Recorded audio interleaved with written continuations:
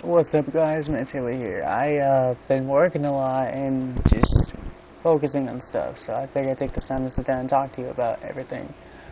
One, just quit job because it was stressful, hectic, and I was just thinking, well, all jobs are like that, and I'll answer honestly, yeah, they can be, but it wasn't even that got me. It's the fact of if you can't acknowledge when I'm talking and you're going to yell at me and everything else and you're not going to train me, then, you get what you, I guess, put the investment into.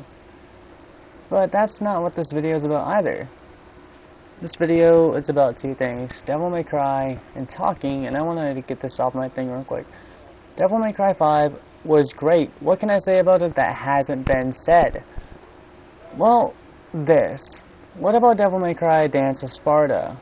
It was a promised game that, best of my knowledge, we never got. And might not get another Devil May Cry game, which really marks something, to say the least, in gaming. I mean, hypothetically think about it, there's so much possibility with this franchise as a standstill. But with everything going on gaming-wise and all these big, your Dying Light 2s and your generic Horizon Zero, West Point, your Ghost retards, and etc., it's like, well, aren't we really just kicking off amazingly? I can't really say too much. I myself am looking forward to Persona 4 Golden, and you're like, oh, well, now you're going off topic here. But, I'm not, really. Well, I am, but I'm not. I'll get to that. What I'm getting at is this. Bear with me. What if we never get to see another Devil May Cry, alright? Yes, the franchise ends on a great note. We see Dante and Virgil rekindle their brotherhood, not in the means to team up and defeat an enemy, well yes, but also we see them genuinely happy. Now this has been said by numerous YouTubers, one's more famous than myself here. But being a kid, when I first played Devil May Cry 1, oh my god, it scared the shit out of me when I saw the haunted puppets. Possessed puppets, one of the two, something like that. And then Nello Angel, I was like, oh my god, he's awesome. I used to watch my buddy Alex every day. He used to play this game. Now, we didn't always get along. But he would play Bloody Palace like an absolute god, staying up from like fucking 6 at night all the way until like the wee hours in the morning, just going through it. And I was like, I want to be that good. I never got that good. But if I am getting on my A point here, it's such an iconic franchise, and you could argue, oh, well, there's Resident Evil, there's all these others, it's a spin-off, it was meant to be Resident Evil 2, but it was, for cooler heads. Prevailing gives us, Capcom is a franchise that is giving us, a company legacy-long franchise that has given us plenty of games to work with and enjoy, but here's the weirder part about it.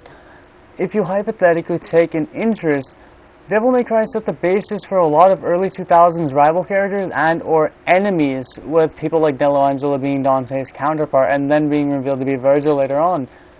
I mean, yeah, you could argue we don't have Virgil in Devil May Cry 2. A lot of people hate it. I personally liked Devil May Cry 2. It felt more Resident Evil.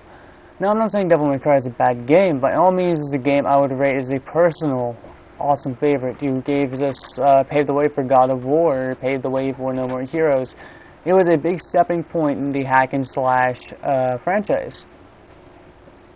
But it makes me wonder, with Capcom being so in on next gen and reboots, are we actually going to be able to see and enjoy a new Devil May Cry? Now, here's what I'm getting at. There was a rumor that the main team of the Devil May Cry, the lead DMC team person had resigned due to something that went on in Capcom and just not feeling fulfilled anymore. Okay, so that slapped a big halt on Capcom's plans for more Devil May Crys. Now, if we're going to go further into this, Dance of Sparta would have been a roughly 3 to 4 hour clock in game. or you would play Sparta. You'd actually play through the Legend of Sparta, the Legend of Sparta that anyone who's played a Devil May Cry game gets explained to them in every game. I mean, you can say, oh, they don't do that in 5, but rightfully so they do. They give you the option. Everyone's heard the Legend of Sparta, the Black Knight of Hell.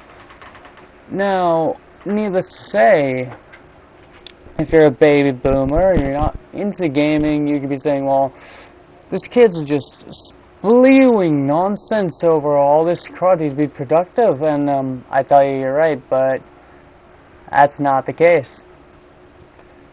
Devil May Cry has opened up so many pathways, even DMC, which, needless to say, was simplified, dimmed down, and completely hated. I actually liked it. I read the comics. I own them. I own the mangas. I've seen the anime for all of Devil May Cry media. And then we go even further. Dante, the protagonist of Devil May Cry, not Nero, but Dante, the one true protagonist. Not saying Nero isn't, but Dante's the poster boy. He will always be.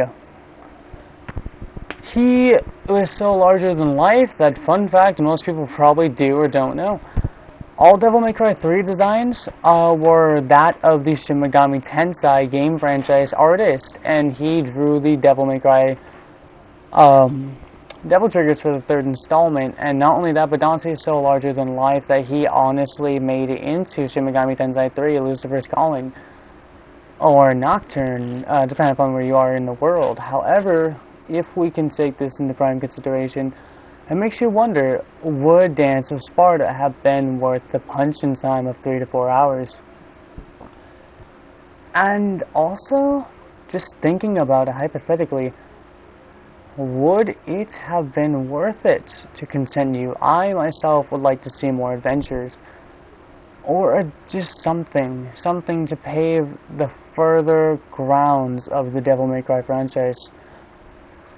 It'd be like breathtaking, because even when Devil May Cry is a hit or a miss, it still fires full throttle.